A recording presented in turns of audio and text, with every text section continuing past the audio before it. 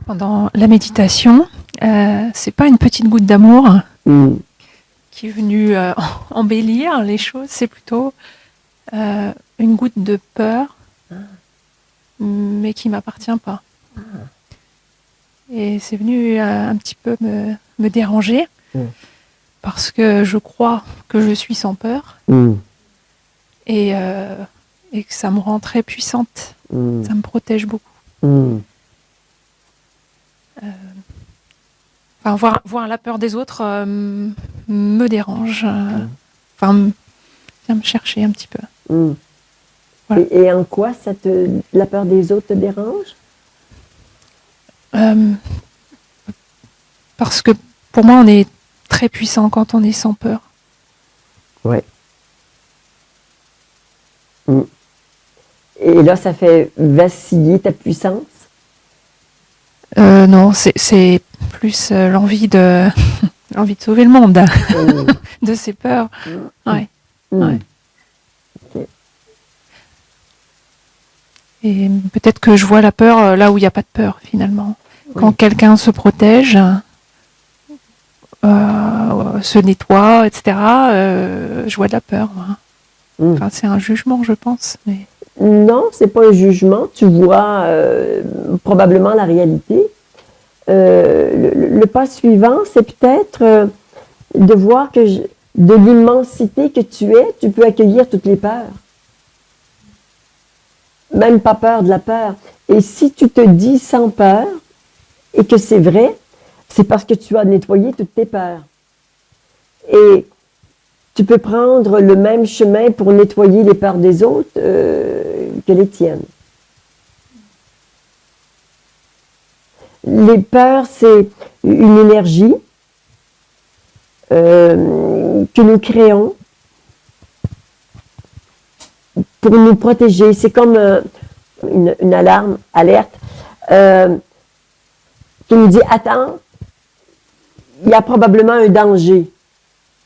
Donc, peur, c'est « Attention, danger en vue ». C'est rien d'autre qu'un panneau indicateur. Et très souvent, on a besoin de voir, mais y a-t-il vraiment danger? Attends, dégage un peu la peur, je vais voir s'il y a vraiment un danger. Parfois oui, très souvent non. Alors je peux libérer la peur. Et un peu comme l'expérience qu'on a vécue hier, quand j'ai la peur du rejet, cette peur, elle vient me dire, mais attends, tu peux être rejeté là. Danger. Je dis, OK, je prends responsabilité, je dégage la peur, je la mets là où je retourne à la source. Et le danger, c'est en fait une souffrance que je connais. C'est les centaines, les milliers de fois où j'ai été rejetée. Ça fait mal. Alors, ou bien je continue de me protéger avec la peur et je pars en courant dans l'autre direction, ou bien on fait ce que nous avons fait hier. Il y a de la souffrance. Ben, je vais aller la rencontrer. Je vais aller la rencontrer. Donc, la peur est une indication d'un danger, parfois réel, parfois pas.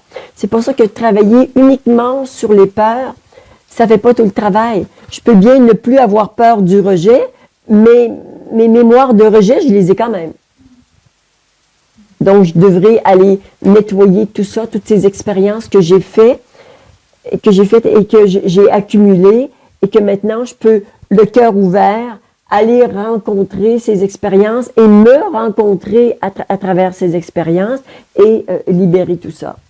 Après, ça devient une évidence que j'ai plus besoin d'avoir peur du rejet parce que quand il y aura une expérience de rejet, je saurai m'ouvrir à ce rejet et faire la paix.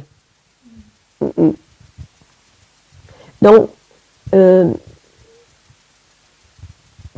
plus avoir peur, c'est peut-être se priver d'un panneau indicateur qui pourrait éventuellement avoir un certain intérêt.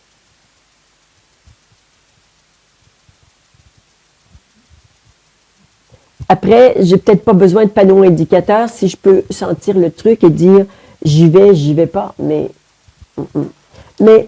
dans la manière dont tu en parles, on dirait que c'est un système qui veut s'installer. Et on voudrait vivre sans système. Okay.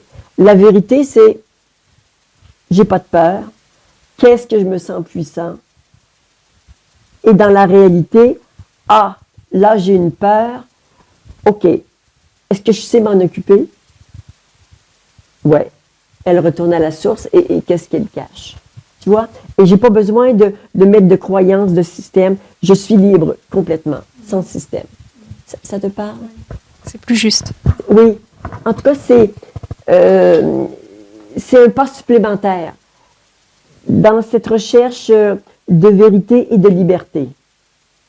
Tu es plus libre si tu n'as pas besoin de ne pas avoir de peur pour te sentir puissante. Tu es puissante avec ou sans peur.